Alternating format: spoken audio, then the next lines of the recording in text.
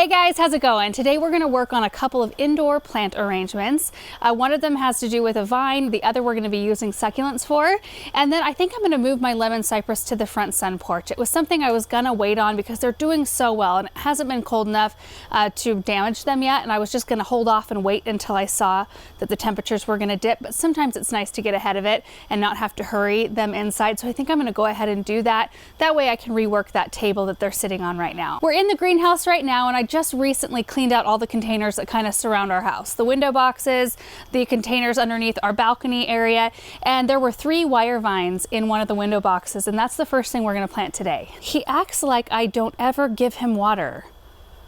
It's like if it's in a watering can, he cannot help himself. Huh, Russell? You're cute though. So here are the 3 wire vines here. This is technically 2 plants, but they were the 2 smallest ones, so I'm going to bunch those together. These are the pots I'm going to put them in with these really pretty trellises here. This is the smallest size. That's not the lemon pot, is it? No. It's from Unique Stone. I can't remember what it's exactly called. Are those cherries? Oh geez, Russell. Anyway, and then I have these kind of just aged looking gray pots. I believe wire vine is a zone about 8 to 10, and we're a zone 6, so it cannot winter outside for us. I did see on one website though, I read up on it a while ago, and it said that in zone 6, like it was a zone 7 to 9, and that in zone 6 you could grow it as a deciduous plant. I don't know if I believe that. I think it's kind of, we treat it more as a house plant or an annual outside, or you can bring them in and keep them as a house plant, which they do fairly well. I believe they originated in Australia, New Zealand area. I just think these are so pretty. They look really delicate. I like the rounded shape of their leaves. I like the cool green color that they have, kind of like a slight shininess to it. I think they're just really, really beautiful. Well, what in the world, dude? I'm going to be using the organic potting mix here, right there. They just need a normal potting soil. And then if we can see soil, I'll be using a little bit of this sheet moss to kind of top dress the pots. This project won't take very long. I'm just going to get them potted. The longest part will be arranging the vine around the trellises. Honestly, I feel like I could do something a little bit bigger than this. But I'm gonna go check the barn one more time. I don't think I have anything bigger than those trellises. I used the one that would be perfect for this. I used in Benjamin's garden in that center area with the warm white lights on it between the branches. That would have been the perfect size one. Yeah, see, I've got that one, but it's too big. I could fashion something out of bamboo. I don't know if I want to do that though. And then these are too big as well. Shoot. And I got those little guys, but those are too small. This might work. I'm gonna take these out there. I was kind of liking the idea of all those trellises matching though, or obelisks, I don't know what you call them. Something for the vine to crawl on. I suppose I don't have to put all 3 of them together though. Be more flexible if I could break them up instead of keeping them together. Okay, I'm just gonna close the greenhouse door and I'm gonna get to work. It's pretty warm in here today. It's supposed to be 50 is the high. Actually, 50 is the high for a lot of the days coming up. Okay, I moved all of my stuff over here because I realized where I had it. It was really bright right behind it and you couldn't see it very well. So anyway, I do think I'm gonna try to do the trio of pots first and we'll just see how it goes. Okay, Russell, you gotta move, dude. Or else nobody's gonna be able to see what's going on here. There we go. Excuse me. This one had definitely the most developed root system.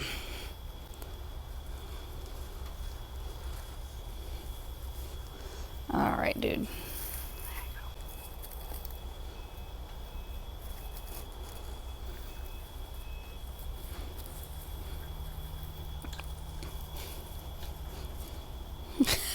Jeez. Okay, Russell. Here you go, dude. Oh, he feels full. Did you just eat?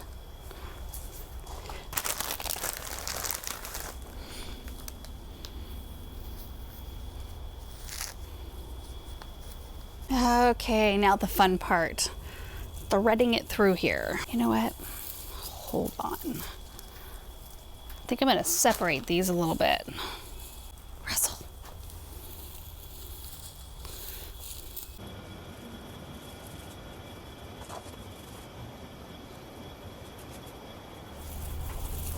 All right.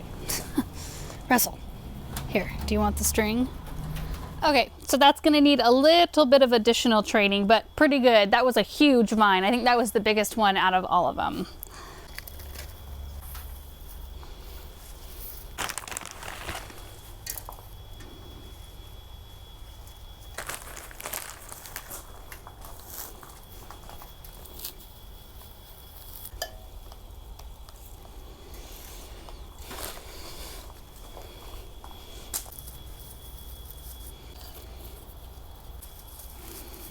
Mercy. This is not as easy as I thought it was going to be. I do think that they're going to need a chance to kind of grow a little bit so I can kind of train them a little bit easier. But you know, once the vines have created their woody base, which a lot of these have, you kind of have to like make them go a certain direction. Yeah, interesting.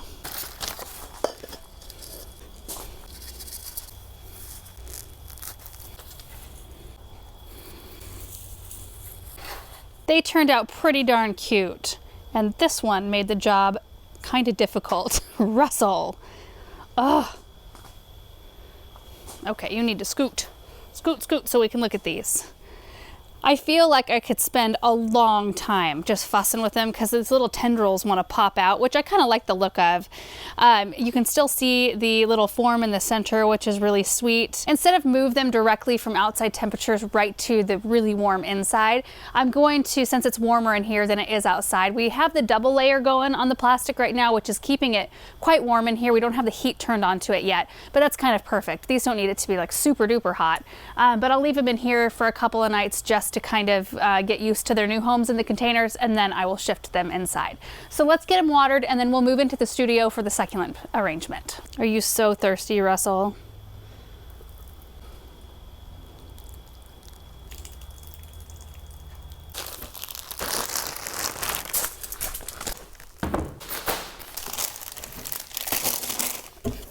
Let's check to see if we have any germination yet. I don't expect there to be. It's only been a couple days. Moisture level looks great. Oh, there's a dill. Look it. Do you see that little tiny shoot? That is a dill. Oh, and there's one coming up over here and right here. There's some coming up right here and here. Oh, that's so exciting. And basil. I see a few little white hairy shoots coming up toward the back there. Gosh, I really need to find a home for this plant right here. All up in my business.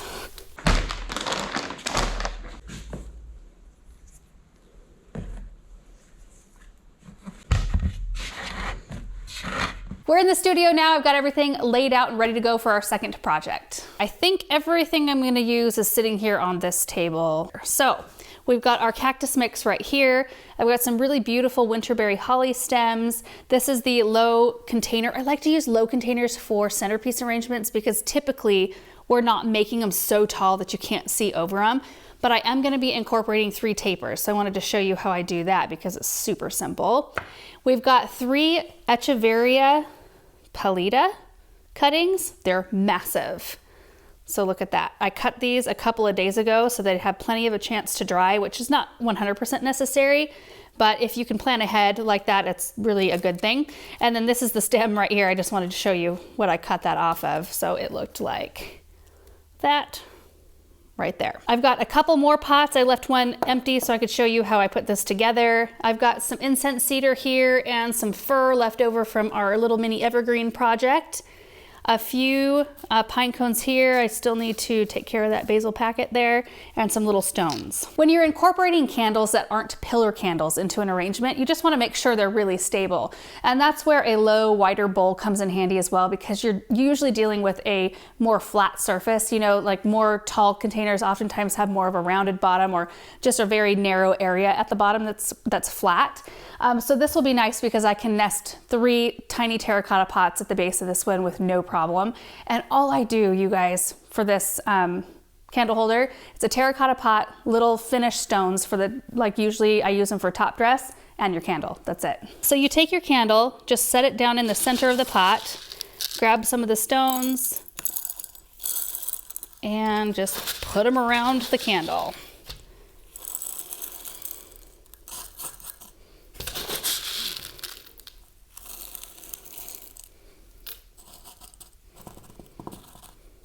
Like you really have to work at it to get that candle to move. Voila. And then these right here, which I'm gonna pop these leaves off. They don't look good anymore. These I'm going to just push right down into the cactus mix that we're using. And then these will start sprouting roots both out of the bottom area and then around all the nodes. So you can see where a leaf was right here and it was popped off and that area dried up and it will produce roots from there, like all along this whole stem. It typically takes a succulent a couple of months to start forming roots in new soil, ones that are cut like this. And that's why oftentimes when you see a succulent arrangement that's so packed together, succulents can just handle that. They don't mind. It slows their growth rate down a little bit and they can just stay like that for like a year before you have to do some major kind of renovations. I used to do tons of really packed succulent arrangements. We'll probably do a couple of them this winter as well. But I would get at least a year out of them before I had to take them apart or take some out and make room for others. But in this case, only using 3 succulents, I think. I mean, it's possible. I've got some other really pretty ones I could incorporate if I feel like I need more color or something. But this arrangement will be happy for a very long time because, 2 months it'll sit there without really much going on. Then it'll start forming roots and then it takes a few months after that to start really like establishing itself in order to want to grow. So anyway, I just wanted to kind of mention that a little bit. I am using the cactus mix because it is a faster draining soil. So our regular potting mix, it just holds on to a little bit too much moisture to keep succulents happy, so the cactus mix works really well for that. Other than that, I don't think there's anything else. I think I'm just going to put this together and then we'll just take a look.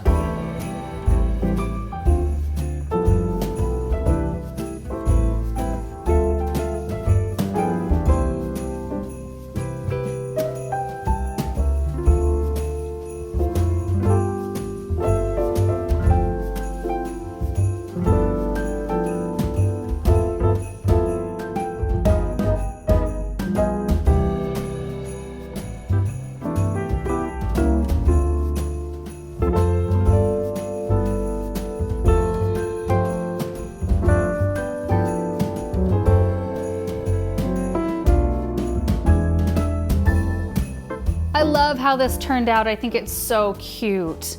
And how easy is that? Just a handful of plants, 3 plants, and then fluff, which all of this kind of stuff, like you can go cut little things from your garden. It doesn't have to be exactly this stuff, but I did think that the WinterBerry Holly would be kind of a nice little pop of color to make it look festive. These cones are off of our blue spruce tree, which I save these, especially now more than ever because the blue spruce tree fell down. So I've got a couple of big bags of these that when I'm done with them in here, I'll just take them out and put them back in the bag until I want to use them again. We've got incense cedar right here. There's the fir and pine cones and the WinterBerry Holly. That is it. And all of them are just tucked down into the soil. Because I had these succulents cut a couple of days ago and those ends had a chance to dry, I can actually water this arrangement in today.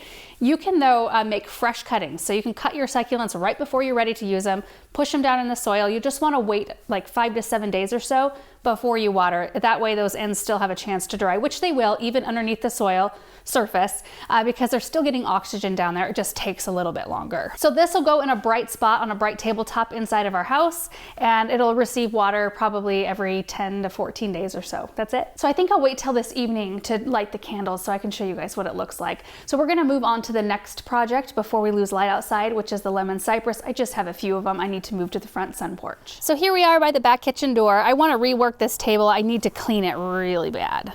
That's season-long grime right there. I need to put some oil on it, make it look pretty again, but all 5 of these need to go up to the sun porch and they look pretty good for not having really much sun at all in this space all summer long. I do have quite a few plants up there already, so it's going to be a little bit of a shuffle, I think, and I may not even set it completely how I want it tonight.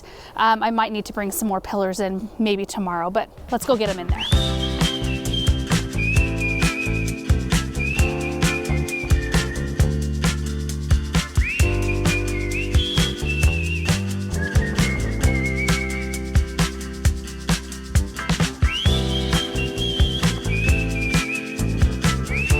Okay, well, I think that works pretty good for right now. So I've got the largest one right here. Isn't that a beauty? It's so pretty. There's still some locust leaves and things kind of trapped in there. I'm gonna have to do a thorough clean, but I did look them over for bugs. Didn't see anything like that, so I think we're good to go. And then I'll let them acclimate to being inside here, even though this isn't heated. It is still different than where they were at. And then I will probably give them a light shear. Just to kind of shape them up a little bit. Like this one right here, we started training this last season, so it's still pretty wimpy, but we'll get it there. I did move just 3 plants. I'm going to move the snapdragon that we had in here into the greenhouse, and then 2 of the house plants will go inside because I think it is a little bit too cold for them, but the ferns are thriving out here. Look at those. It is water day, so pansy's looking a little dry. The begonia is doing pretty good. I mean, there's some new growth, new leaves right here, new ones forming. I have had to groom quite a bit of it off because it shocked a little bit, but not bad. So I think we're gonna have a full recovery on that one. And then this here is the ivy that I potted right before I went in to have Samantha Grace. I remember it was very uncomfortable. I was the day that I planted this. So I'm very happy that it's doing well. And then on this side, pretty much the same. I moved the ficus over here. That's probably, some of these things are gonna have to go in here pretty soon. But overall, looking pretty nice. I'm just reminded, I do have 1 lollipop cypress in the greenhouse. We should go grab that quick and bring it up. There it is. This hung out underneath the golden rain tree this summer. It looked really sad when we initially brought it out, but it's looking pretty good. This one needs to be cleaned up a bit and trained a little bit, but exciting. I like it. Oh yeah. That looks cute. I like that they're all tucked in together in the same room. We did put together a video at one time on how we take care of our lemon cypress because we do have fairly decent luck with them. I think it might have been last winter. I can't remember, but if we remember to, we'll try to link that video down below in case you're interested. They're such a wonderful plant. They're not hardy here. They can't live over the course of a winter outside. I mean, maybe the last couple of winters they would have done it because we've been pretty mild, but they really like our front sun porch. In fact, I expect these to really kind of boom in growth now that they have more light, because where I had them over the course of the summer was not ideal. They got a tiny slice of sunshine in the morning and they would really prefer to have a good block of sun. So I think that they're gonna really love their lives now. And this space is coming together. I was planning on putting a Christmas tree in here. I think I could probably still fit one, a skinny one right here. I don't know. We may or may not get to that, we'll see. I have had a Christmas tree in here in the past a couple of different times and really enjoyed it. But that's gonna be it for today's projects. Really happy with what I got done. I mean, it's always a good feeling when you've got something like the wire vine that you enjoyed all season long, and you could totally treat it as an annual, kind of like this Pegasus begonia. You could treat it as an annual and that's totally fine, but sometimes it's fun to bring something in and really like tend to it through the course of the winter and then be able to use it again, either in the same container that you repotted it into or pop it back out into another mixed container somewhere. It's just kind of fun to have those things already. So thank you guys so much for watching this video. I hope you enjoyed it and we will see you in the next one. Bye. And here is the arrangement in our great room on just kind of this little side table, looking absolutely beautiful. I love it. Looks so festive and so easy to put together.